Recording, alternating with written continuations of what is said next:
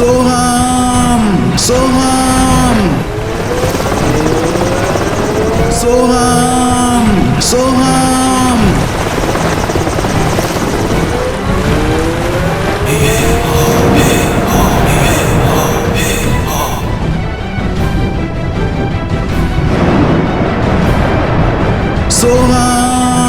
सोहम सोहम सोहम सोहम सोहम सोहम सोहम सोहम सोहम।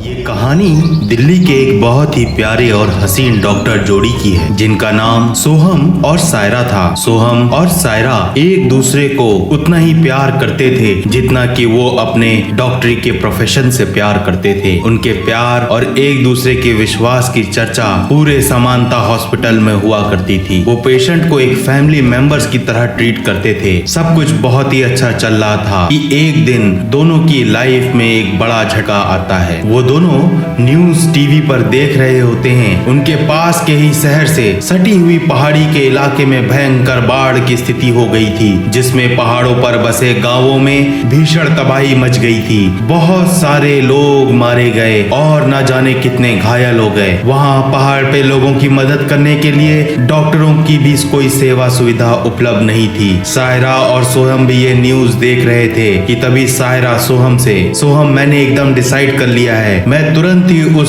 पहाड़ी इलाके के रिमोट एरिया में जाऊंगी जहां पे लोग घायल हो गए हैं और उनकी सेवा करूंगी। बता दें सायरा प्रेग्नेंट थी और जल्दी बच्चे की माँ बनने वाली थी। सोहम ये सुनकर तुरंत ही मना कर देता है, नहीं नहीं सायरा मेरी जान, तुम उस जगह मत जाना। अभी पहाड़ी इलाकों में चढ़ना उतरना तुम्हारे लिए सही नहीं होगा। हमारे आने वाले बच्चे की भी जान खतरे में आ सकती है। पर सायरा तुरंत ही पूछती है कि हमारे फर्ज का क्या होगा। सोहम हम ये सब घटना देखते हुए भी अगर उनकी मदद करने नहीं जाएंगे तो हमारी इस डॉक्टरी की पढ़ाई पे लालत है, मुझसे ये बर्दाश्त नहीं हो रहा है। जिस पर सोहम आगे बोलता है, अच्छा तो ठीक है, ऐसी बात है तो फिक्र ना करो, मैं ही चला जाता हूँ। जिस पर सायरा तुरंत ही बोलती है, नहीं सोहम ये नहीं हो सकता, क्योंकि तुम्हारी मौजूदगी इस हॉस्पिटल के लिए बहुत जरूरी है। नहीं तो यहाँ पे एडमिट लोगों को कौन देखेगा, तुम एक सीनियर डॉक्टर हो, इसलिए मेरा जाना सही होगा। और थोड़ी देर के बाद दोनों में बातें हुई और आखिरकार सायरा ने सोहम को मना ही लिया।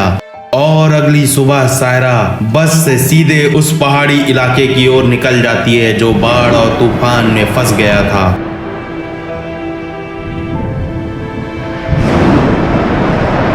बहुत सारे गरीब परिवार बिखर चुके थे। भीषण बाढ़ की वजह से उनके घर बिखरे हुए थे, बच्चे रो रहे थे, लोग घायल पड़े इधर उधर पड़े थे। वहाँ की दशा एकदम दिल दहलाने वाली थी। सायरा ये सब देख अंदर ही अंदर सोच रही थी कि इतने सारे लोगों को वो अकेले कैसे ट्रीट करेगी, लेकिन फिर भी वो अपने दिल को मजबूत करती है और फैसला करती है कि वो एक एक का ट्रीटमेंट करेगी। वो सबकी सेवा करने में जुट जाती है और लगभग एक हफ्ते के अंदर ही उसने अपनी कड़ी मेहनत और सेवा से सबको लगभग ठीक कर दिया था। वो उनका खूब सारा आशीर्वाद पा चुकी थी। और आखिरकार वो दिन आ जाता है जब वो दिल्ली वापस लौटने वाली थी। वहीं दूसरी तरफ सोहम बहुत खुश था कि आज वो अपनी जान से मिल पाएगा।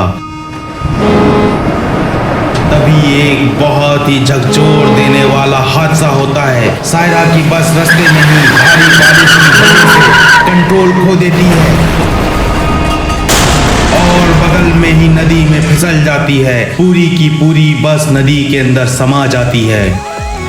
आसपास खड़े लोग आंख पे आंख धरे देखते रह गए, कोई कुछ नहीं कर पाया। वहां पे मौजूद लोगों का दावा था कि उस बस में एक भी व्यक्ति नहीं बचा और पूरी की पूरी बस खाई के अंदर जा चुकी थी। तुरंत ही न्यूज़पेपरों और न्यूज़ चैनलों पे वायरल हो जाती है सोहम को जब इस बात का पता चलता है तो वो पूरा सदमे में चला जाता है। वो जानता था कि सायरा किस बस से आ रही है और उसके जीवन में मानो पहाड़ टूट पड़ा था। उसे पता चल गया था कि एक भी आदमी जिंदा नहीं बचा, सारी की सारी लाशें खाई के अंदर चली गईं। वो एकदम टूट जाता है क्योंकि उसे अपनी सायरा की लाश तक नसीब नहीं हो सकी। सोहम इस सदमे को बर्दाश्त नहीं कर पाता है। वो हॉस्पिटल में भी एकदम गुमसुम रहने लगता है। उसके जीवन में अंधेरा छा गया था। उसे न ही कहीं जाने का मन करता था और न ही किसी से कोई बात करने का मन। कई दिन बीतने के बाद सोहम ने खुद को संभाला और अपने हॉस्पिटल में लोगों की मदद करने को वो तैयार हो गया। वो एक एक जिंदगी की कीमत जानता था क्योंकि उसने अपने प्यार को खोया था। पर कहते हैं ना कि सच्चा प्यार कभी मरता नहीं है, और इसलिए वो दिनों रात सिर्फ सायरा को याद करके रोया करता था। लेकिन उसे पता था कि सायरा उसको छोड़ के इस दुनिया से जा चुकी है। अब उसे ये जीवन अकेले ही काटना होगा, सिर्फ सायरा की यादों में। एक दिन की बात है, सोहम अपने कैबिन में बैठा हुआ था और वो कई फाइलें पेपर देख रहा था कि तभी अचानक से उसके कानों में सायरा की आवाज आती है। सोहम, माय डार्लिंग, तुम्हें सब काम अकेले ही करना पड़ रहा है ना? कोई बात नहीं, मैं तुमसे मिलने जल्दी वापस आऊंगी। ये सब सुनकर सोहम एकदम शॉक हो जाता है। वो अपने अगल बगल आसपास देखता है पर उसे कुछ दिखाई नहीं देता है। आखिर कोई हो भी तो सही। वो अपना वहम मान लेता है। शाम को वो गाड़ी चलाते हुए जा रहा था कि तभी उसे सायरा नजर आती है। लेकिन जब वो गाड़ी रुक कर देखता है तो वहां पर कोई और लड़की खड़ी थी। वो जान जाता है कि वो सायरा के बिना डिप्रेशन में जा रहा है। उसे लग गया था कि अब उसका जीवन काटना और भी मुश्किल हो चुका है, क्योंकि उसको इल्यूजन्स हो रहे थे कि सायरा कहीं ना कहीं है, जबकि सायरा तो मर चुकी थी। रात में जब सोहम सो रहा था तो उसे सपने में सायरा आती है। उसे कुछ समझ में नहीं आ रहा था, कुछ भी क्लियर नहीं दिख रहा था। वो सायरा को लेटे हुए देखता है। वो उसकी आंखों में अपने लिए चाहत देखता है। वो देखता है कि सायरा उसे बुला रही है।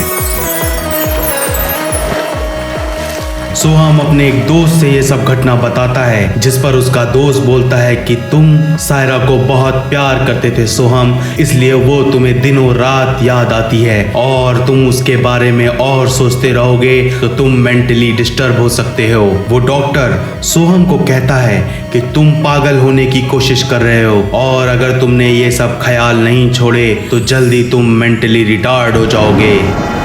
लेकिन सोहम को धीरे धीरे ये विश्वास हो रहा था कि उसकी सायरा जिंदा है और वो उसे बुला रही है। और सोहम ये फैसला करता है कि अब वो खुद ही उस एक्सीडेंट वाले एरिया पे जाएगा और सायरा को ढूंढेगा। पर आखिर कोई हो भी तो सही जिंदा जिसे सोहम ढूंढ पाता। सोहम अपनी कार उठाता है और चल देता है। वो रात को नदी के किनारे पहुंचता है जहां से बस फिसली थी। उसे वहां कुछ नहीं मिलता है। वो कई लोगों से पूछता है तो लोग बताते हैं कि हाँ, इसी जगह पे बस गिरी थी और पूरी की पूरी बस नदी में डूब गई और एक भी आदमी की लाश बरामद नहीं हो सकी। सब के सब पानी के अंदर चले गए और यहाँ पे भयंकर विशाल व्हेल पाई जाती हैं जिन्होंने उनकी लाश को खा लिया होगा। सोहम ये सब सायरा के बारे में सोच के एकदम से दुखी हो जाता है। वो घर लौटने को तैयार नहीं था। उसे लोगों की बात का भरोसा नहीं हो रहा था और सोहम बस चलते चला जा रहा था, चलते चला जा रहा था।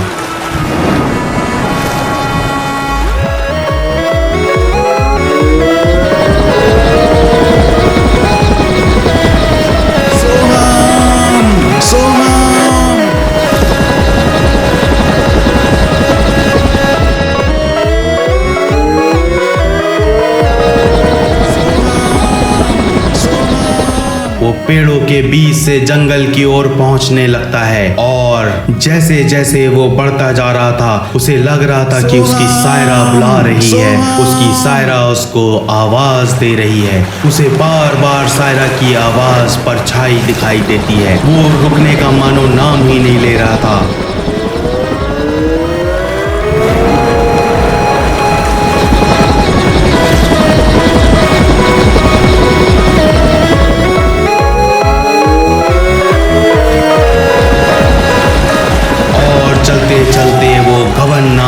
ट्राइबल इलाके में पहुंच जाता है जहां पे एक कबीला रहा करता है। कबीले के लोग सोहम को देखते हैं। सोहम उन्हें देख के थोड़ा डर जाता है, लेकिन तुरंत ही कबीले वाले सोहम को घेर लेते हैं और थोड़ी देर में उस कबीले का सरदार आता है।